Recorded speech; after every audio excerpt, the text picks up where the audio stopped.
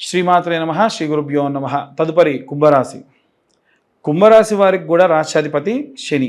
ఈ 2025 జూన్ నెలలో కుంభరాశి వారికి కూడా చాలా అద్భుతమైనటువంటి కాలం అని చెప్పొచ్చు. ముఖ్యంగా గడిచిపోయినటువంటి నెల తర్వాతకి జూన్ ప్రారంభ దశ నుండి వీరికి జాతకరీత్యా ఉన్న యోగముల వలన, అంటే ఒకవేళ గోచార రీత్యా చెప్పేటువంటి విషయంలో కాకుండా నేను మీ పర్సనల్ జాతకాన్ని కూడా ఇంక్లూడ్ చేసి చెప్తున్నా. ఎందుకంటే మీ జాతకంలో శని స్వక్షేత్రంలో మకర కుంభాల్లో ఉన్న, మంచి ఉచ్చస్థితిలో ఉన్న, ఒకవేళ మీనంలో ఉన్న, ఇలాంటివన్నీ కూడా మీకు మంచి సత్ఫలితాన్ని ఇచ్చేటువంటి, ఒకవేళ పొరపాటున మీకు ఉన్నటువంటి శనిగ్రహం జాతకరీత్యా పోయి ఈ యొక్క సింహరాశిలో ఉందనుకోండి, మీకు మంచి సత్ఫలితాలు ఏం రావు. మీకు ఎంత గొప్ప టైం నడుస్తున్నా మీకు శని నీచంలో ఉన్నాడు అని అర్థం. ఎందుకంటే సూర్యుడికి శనికి పడదు. కాబట్టి ఈ రాశి వారికి సంబంధించి ముఖ్యంగా ఏదైనా వైట్ కాలర్ జాబ్స్ కానీ గవర్నమెంట్ జాబ్స్ కోసం ప్రయత్నించేటువంటి వాళ్ళకి అద్భుతమైన కాలం. అలాగే ఏవైనా మంచి యూనివర్సిటీస్లో కనుక మీరు ప్రయత్నిస్తూ ఉంటే పిల్లలు వారికి మంచి యూనివర్సిటీస్లో ఉద్యోగం కానీ లేదా మంచి సీట్ దొరికి చదువుకోవడానికి సీట్ దొరకడానికి కూడా ఖచ్చితంగా జరుగుతుంది. ఎవరైతే గృహిణులు ఉంటారో వీలైనంత వరకు కూడా మీరు అందరిలో ఎలా ఉన్నారు, అందరూ మీ గురించి ఏమనుకుంటున్నారు, ఇవి కనుక్కోవడం మానేయండి. ఎందుకంటే ఖచ్చితంగా ఒక మనిషి గురించి మరొక మనిషి మంచి అనుకుంటాడు, చెడు అనుకుంటాడు. వాళ్ళు మంచి చెప్పినా వాళ్ళు చెప్పిన చెడు మాత్రమే మనకు బాగా వినిపిస్తుంది. చాలా ఇబ్బంది పడతారు.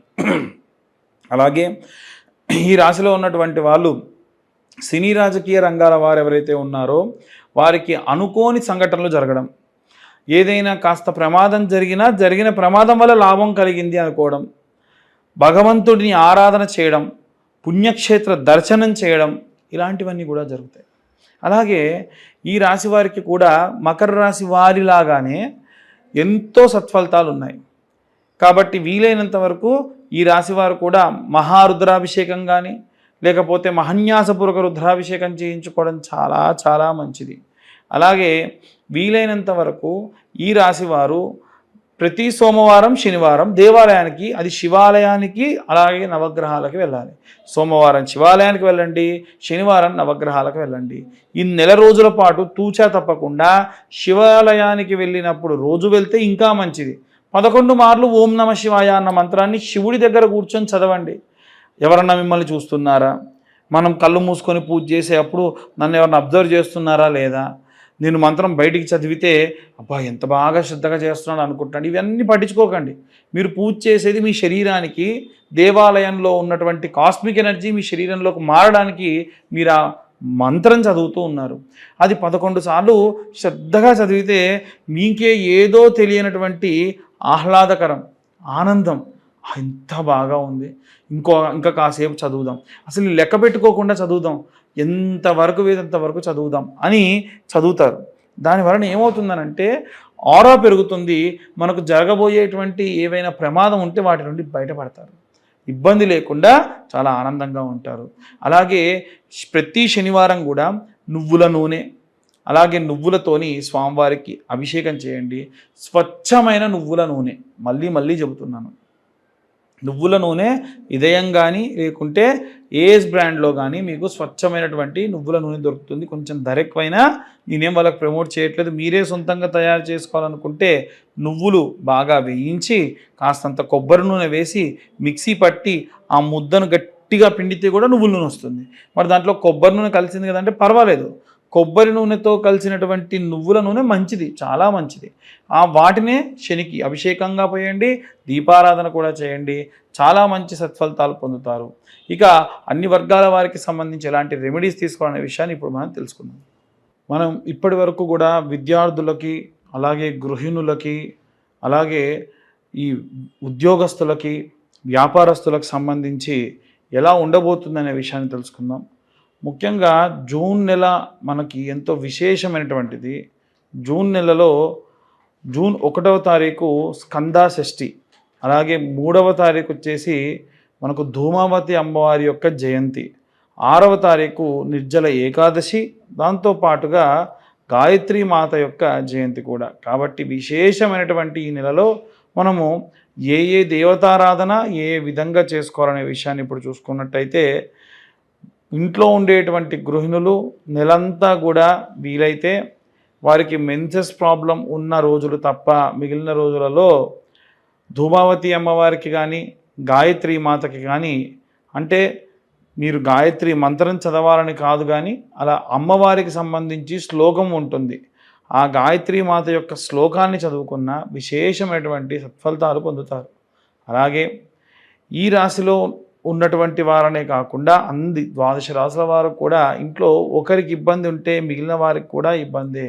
కనుక మనం చూసుకున్నట్టయితే ఈ ద్వాదశ రాశులలో కూడా అర్ధాష్టమ శనిదోష ప్రభావం వలన మిథున రాశి వారు, అష్టమ శనిదోషం వలన తులారాశి వారు, అలాగే ఏలిన నాటి శని ప్రభావం వలన ఉన్నటువంటి మకర కుంభ మీన ఇప్పుడు వచ్చేటువంటి రోజులలో మేషరాశి వారికి ఇబ్బంది ఉంది. అంటే ఉన్న 12 రాశులలో 6 రాశుల వారికి కూడా ఈ యొక్క శనిగ్రహం వలన వచ్చేటువంటి కాస్త ఇబ్బందులు ఉన్నాయి. కనుక వచ్చేటువంటి ప్రతి ఒక్క శనికి సంబంధించిన రోజుని కూడా పురస్కరించుకొని విశేషమైనటువంటి పూజా జాగ్రత్తలు చేసుకోవడం మంచిది. ఈ నెల ప్రారంభానికంటే ముందే మనకు అమావాస్య అంటే వైశాఖ అమావాస్య నాడు విశేషంగా శని జయంతి ఉంది. ఆ రోజున తిల తైల అభిషేకములు కూడా ఆచరించడం ఎంతో శ్రేష్టము. అలాగే వీరందరూ కూడా గృహిణులైతే గాయత్రి మాతకి, అలాగే విద్యార్థి దశలో ఉన్నటువంటి వారు మేధా దక్షిణామూర్తి స్తోత్రాన్ని చదవడము, అలాగే ఎవరైతే ఉద్యోగస్తులు ఉన్నారో విశేషంగా ఉద్యోగస్తులు స్వామివారికి వెంకటేశ్వర స్వామివారికి సంబంధించి ఆరాధన చేయడం మంచిది. వ్యాపారస్తులందరూ కూడా మహాలక్ష్మి, మహాకాళి, మహాసరస్వతి అమ్మవార్లను ఈ నెలంతా కూడా అర్చించడం, పూజించడం విశేష సత్ఫలితాలు పొందుతారు. అలాగే మనకి ఎవరైతే సినిమా రాజకీయ రంగాల్లో ఉన్నటువంటి వారు ఉంటారో వీలైనంత వరకు కూడా డైమండ్ రింగ్ని ధరించడం ఈ నెలలో వారికి విశేషమైన సత్ఫలితాలు పొందే అవకాశం కనిపిస్తుంది. అలాగే ఎవరైతే ఈ యొక్క రైతులు, చేతి వృత్తులు, కుల వృత్తులు చేసేటువంటి వారు ఎవరైతే ఉన్నారో వారు విశేష సత్ఫలితాలు పొందవచ్చు. భూమిని నమ్ముకొని పూజ చేస్తున్నారు కాబట్టి స్కందాషష్ఠి అంటే జూన్ 1వ తారీఖు నాడు వీలైతే కాస్త కందులు తీసుకొని మీ యొక్క భూమి సాగు జరుగుతున్న పొలం 4 మూలలా కూడా కందులు వేయడం వల్ల విశేష సత్ఫలితాలు పొందే అవకాశం ఉంది. అలాగే ఎవరైతే చేతి వృత్తులు, కులవృత్తులు చేస్తూ ఉంటారో వారి కులదేవతారాధన మరువకుండా మానకుండా పూజాధికతులు ఆచరించడం మంచిది. అలాగే ఎవరైతే విదేశాలకు ప్రయాణం అవుతూ ఉన్నారో ఆ విదేశాలకు వెళ్ళేటువంటి వాళ్ళు ప్రసన్న మహాకాళి దేవాలయంలో కుంకుమార్చన గావించి ఆ కుంకుమ వారితో అందుకొని వెళ్ళడం విశేష సత్ఫలితాలు పొందే అవకాశం ఉంది. కోర్టు గొడవలు, చికాకుల్లో ఉన్నటువంటి వారు చండీ హోమాన్ని ఆచరించడం ఎంతో మంచి సత్ఫలితాన్ని పొందుతారు. అలాగే ఎవరైతే ఈ యొక్క వేరే రాష్ట్రానికి లేదా వేరే ప్రాంతానికి వెళ్ళిపోయి అక్కడ స్థిర నివాసం ఏర్పరచుకోవాలి అనుకుంటూ ఉన్నారో వారు కూడా ఆరోగ్యానికి సంబంధించి అశ్రద్ధ చేయకుండా ప్రయాణాలు కావించడం మంచిది. పిల్లలు దగ్గర లేకుండా వృద్ధాప్యంలో ఉన్నటువంటి వారు కూడా వీలైనంత వరకు నిత్యము కాలభైరవాష్టకాన్ని చదవడం మంచి సత్ఫలితాలు పొందేటువంటి అవకాశం ఉంది. ఇవన్నీ కూడా గోచార రీత్యా చెప్పేటువంటి విషయములు మాత్రమే. పూర్తిగా మీ జాతకం విశ్లేషణతో మీకు తెలుసుకోవాలి అనుకుంటే మీ పేరు, date of birth, time, place కింద ఉన్న నెంబర్కి వాట్సాప్ చేయండి. పూర్తిగా జాతకం విశ్లేషణతో మీరు తెలుసుకోవచ్చు. ఇవన్నీ కూడా గోచార రీత్యా చెప్పేటువంటి విషయములు మాత్రమే. మాకు డేట్ ఆఫ్ బర్త్ టైం తెలియదండి అనుకున్న వారు నిర్మోహమాటంగా గోచార రీత్యా మేము చెప్పే రెమెడీస్ పాటిస్తే సరిపోతుంది. ఎవరైనా మీ డేట్ ఆఫ్ బర్త్ టైం తెలియకుండా చెబుదామని ప్రయత్నించినా నమ్మకండి, అది కరెక్ట్ కాదు. అలాగే చాలామంది గత వీడియోలో మేము చెప్పిన విధంగా ఈ యొక్క కరుంగలి మాలలు స్వామివారి యొక్క అభిషేకంలో అలాగే చండీ హోమంలో ఉంచి ఇవ్వడం జరుగుతుంది. ప్రతి సోమవారం రుద్రాభిషేకంలో ఉంచి కరుంగలి మాలలు ఇవ్వడం జరుగుతుంది. ఆసక్తి కలవారు కింద ఉన్న నెంబర్కు కాల్ చేయొచ్చు. 1116 మాత్రమే ఛార్జ్ చేయడం జరుగుతుంది. కొరియర్ ఛార్జెస్ ఎక్స్ట్రా 100 రూపీస్ ఉంటాయి. సర్వే జన సుఖినో భవంతు. స్వస్తి.